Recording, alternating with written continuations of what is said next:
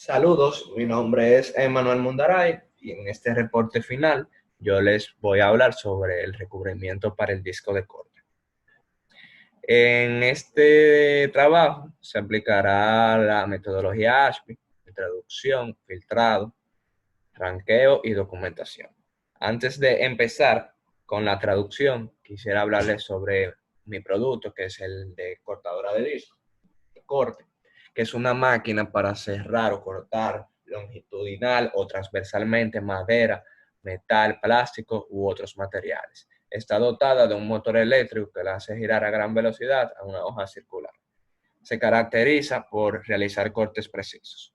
Como recubrimiento, denomina a la segunda capa de aglomerante que se aplica en el soporte en la fabricación de abrasivos. El recubrimiento juega un papel importante en todos los abrasivos sobre soportes, especialmente en las bandas abrasivas, debido a las altas velocidades de corte y a la solicitación elevada.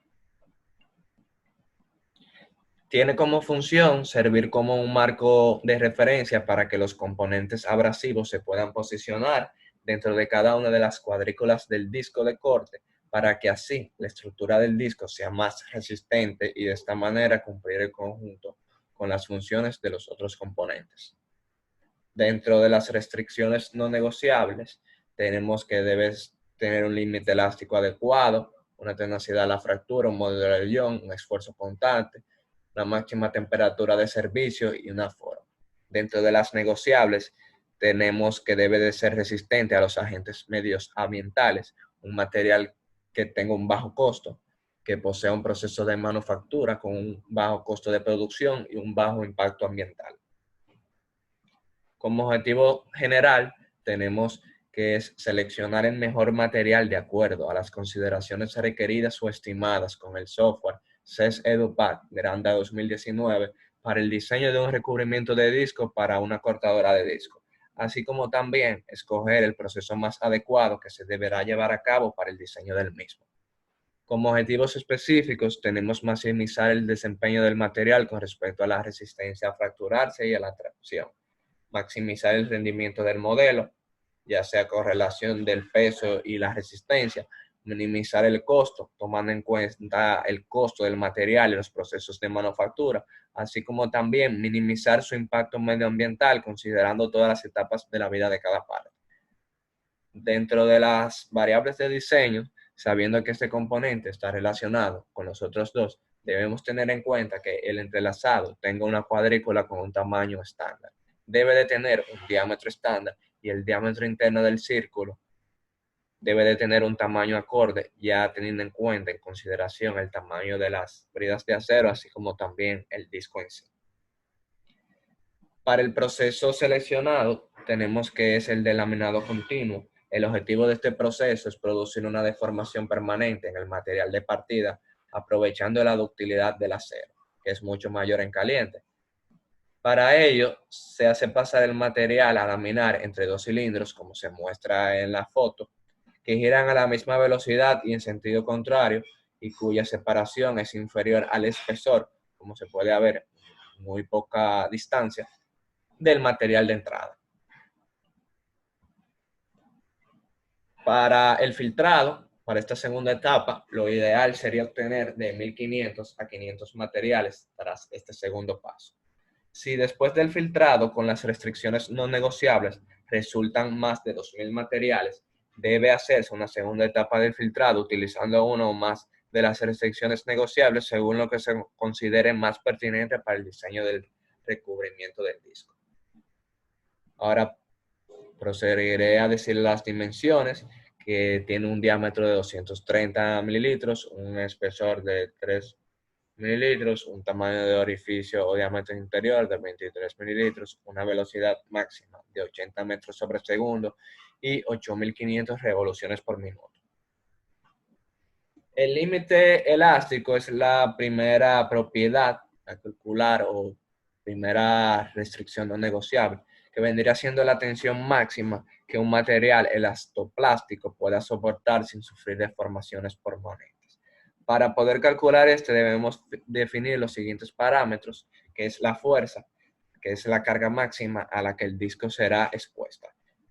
que será mostrada mediante las tablas que vimos 2 slides antes, que es mediante la fuerza que tiene un humano al ejercer un movimiento. También tenemos la potencia del motor del disco y el peso de la máquina, que todo esto convertido a newtons y sumados nos da 5.542.54 newtons. El área transversal de este componente será pi por diámetro por espesor, lo cual, haciendo todos los cálculos, nos da un límite elástico de 1.975 MPa. La tenacidad a la fractura de un material es su resistencia al crecimiento de una grieta, por lo tanto, dependerá de los siguientes factores o parámetros. El factor geométrico de la grieta, que va a ser 1, el esfuerzo aplicado, o sea, los que nos dio en sí en el límite elástico, y la longitud de la grieta, que va a ser de 0.5 milímetros. El esfuerzo cortante es el que resulta de aplicar dos fuerzas paralelamente a una superficie y en sentido contrario. De esta forma, se puede dividir un objeto en dos partes, haciendo que las secciones deslicen una sobre otra. Por eso es tan importante esta restricción y este cálculo, ya que el producto completo en sí se divide o corta objetos en dos partes o varias partes, y mi componente depende de las otras dos de mis compañeros de grupo.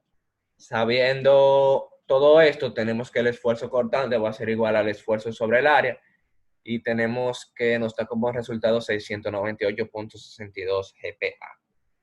En cuanto al módulo de Young, es una constante que relaciona el esfuerzo de tracción o comprensión con el respectivo aumento o definición de longitud que tiene el objeto sometido a estas fuerzas. Este sirve para estudiar los cambios producidos en un material cuando se le aplica una fuerza de tracción o de compresión. Entonces, sabiendo esto, tenemos que el módulo de Young va a ser igual al esfuerzo sobre la elongación. Y tenemos que la elongación es de 0.02 por 10 a la menos 3 mililitros. Los que nos da un esfuerzo de 98.75 GPa. La tenacidad es la energía de deformación total que es capaz de absorber o acumular un material antes de alcanzar la ruptura en condiciones de impacto por acumulación de dislocaciones. Para poder calcularlas debemos de saber la tenacidad a la fractura y el módulo de Young, que ya lo calculamos. Para esta fórmula será la tenacidad a la fractura al cuadrado sobre el módulo de Young, que nos da 6.19 por 10 a la menos 5 GPa.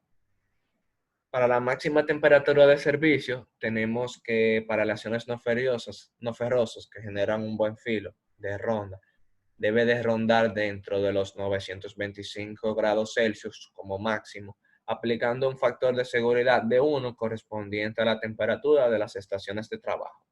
Por lo tanto, 925 por 1 daría los mismos 925, por lo que esta es la máxima temperatura del servicio. Luego procedimos a filtrar los cálculos que nos dieron estas restricciones no negociables. Y luego hice un filtrado por forma. Como mi proceso escogido es el laminado continuo, la forma final para mi componente sería una lámina en sí, por lo que entonces con la ayuda del software CES EduPack Granta 2019 procedí a navegar hacia la herramienta que nos proporciona dicho software, que es la del árbol o tree, para así filtrarlo por esta forma. Como podemos ver, esta imagen nos muestra lo siguiente. Dentro de los materiales resultantes que nos dieron el filtrado, fueron 20 de 4026. Para mi ranqueo, proseguiré a hacer una matriz de ponderación para cada índice, seleccionando con respecto a las propiedades o restricciones no negociables seleccionadas y el precio dentro de las restricciones negociables, para luego ir comparando e ir eligiendo los materiales más adecuados para la selección final, el cual se mostrarán a continuación.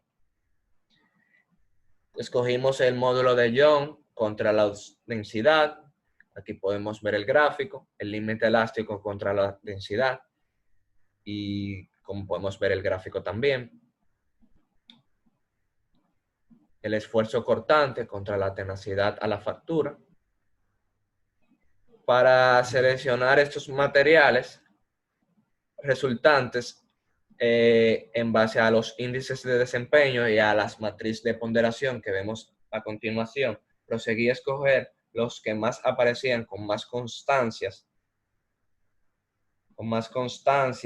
y en estos gráficos, como también descarté los que se veían más complicados con relación al costo, como podemos ver aquí. El alumina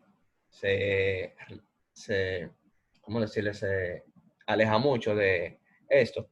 Y también cabe recalcar que muchos de estos materiales pertenecen a la misma familia, por lo que tendrán propiedades y características similares. Sabiendo estas tres condiciones, me dieron como resultado estos 5 materiales. Por lo tanto, proseguiré a hacer la última parte de este proyecto final, que es la de documentación. Para la etapa de documentación se requiere hacer la búsqueda de información referente a los materiales candidatos para el no adelante, hacer la selección del material para el producto. La información puede ser de una fuente oficial accesible en el Internet o del CES EduPac. Algunos datos requeridos para evidenciar la factibilidad del uso de los materiales en la manufactura de las varillas para las varillas de la caja china serían el uso típico del material, la densidad, el precio, la resistencia a la flexión, módulos de flexión, resistencia a la fatiga y el impacto ambiental durante el ciclo de vida.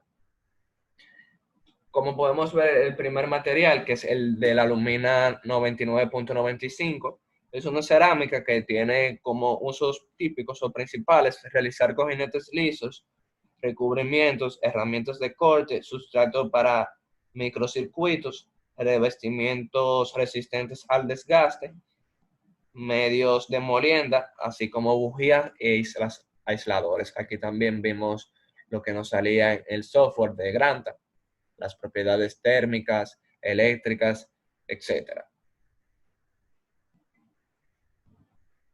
El silicon carbide es una familia, como dije anteriormente, que muchos materiales pertenecían a esta, o también llamado carburo de silicio. Es un carburo covalente de estequiometría 1.1 y que tiene una estructura de amianto, a pesar de ser diferente del tamaño del carbono y del silicio, que podría impedir la misma. A esta carburo de silicio puede soportar un gradiente de voltaje o de campo eléctrico hasta 8 veces mayor que el silicio o el arsenuro de galio que sobrevenga la ruptura, que luego de este valor elevado, el campo magnético de ruptura lo hace para ser de utilidad en la fabricación de componentes que operan a elevado voltaje y alta energía, como por ejemplo diodos, transitorios o supresores, e incluso dispositivos para microondas de alta energía. A este se le suma la ventaja de poder colocar una elevada densidad de empaquetamiento en los circuitos integrados.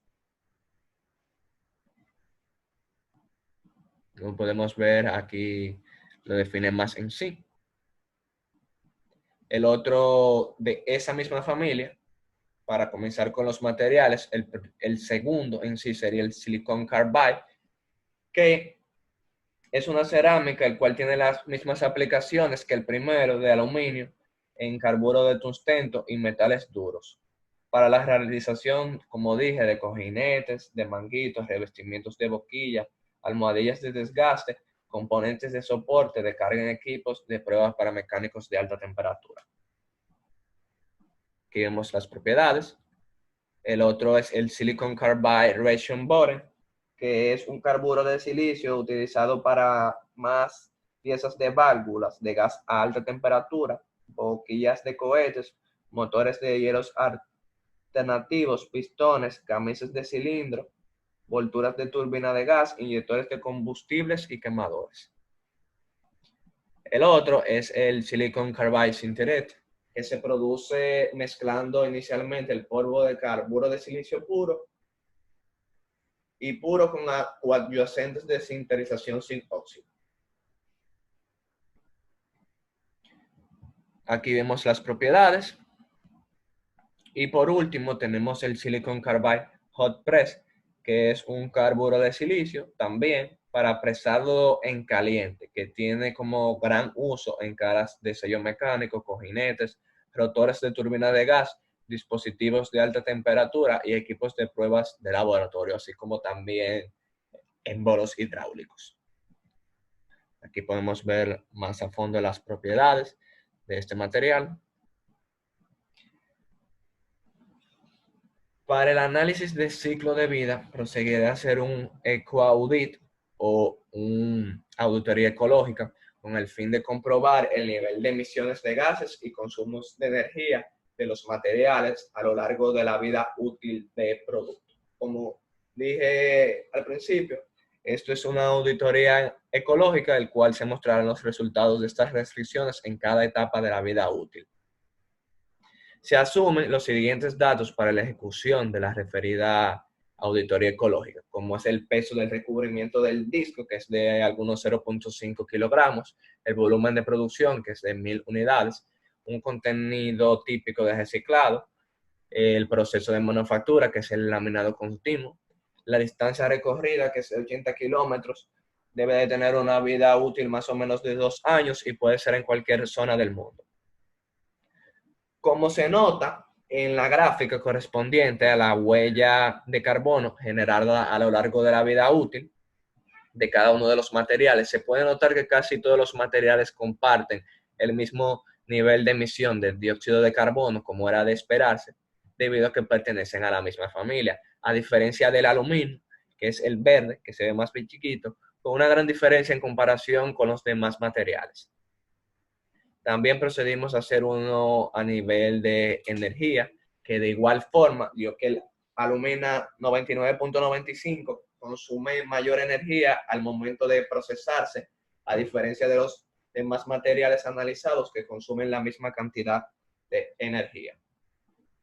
Para la selección final del material, tomando en consideración que todos los materiales restantes pertenecen a la misma familia, a diferencia del aluminio 99.95, el silicon carbide decidimos de elegir este o cualquiera de sus materiales, ya que estos se comercializan con un rango de precio y de densidad similar. Se seleccionó este puesto que el mismo demanda un poco menos en el uso de agua, en el procesamiento, teniendo un consumo de energía y una emisión de dióxido de carbono relativamente menor.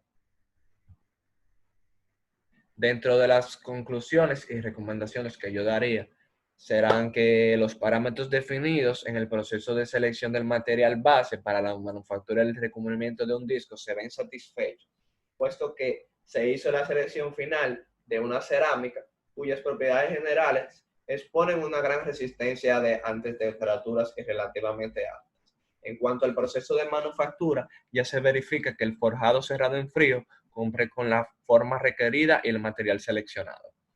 El impacto del material es menor que el presentado por los demás candidatos finales del proceso de selección, pero se recomienda que los datos adquiridos del CES EduPac Granta se complementen con alguna fuente oficial que avale o certifique los mismos o que dé un parámetro del nivel de contaminación permitido por emisión de efecto invernadero, para así determinar si se puede emplear el material seleccionado para la producción de las varillas o se debe ser más permisivo en los parámetros críticos del diseño mecánico del producto con el fin de obtener un material que sea menos invasivo respecto al medio ambiente, pero que siga cumpliendo con los requerimientos técnicos del lugar. Se puede escoger, diría yo, que cualquiera de los últimos 4 materiales que presenté en la documentación, ya que, como dije, estos se relacionan porque están a la misma familia. Y nada, eso fue todo. Gracias por su atención y espero que le haya gustado.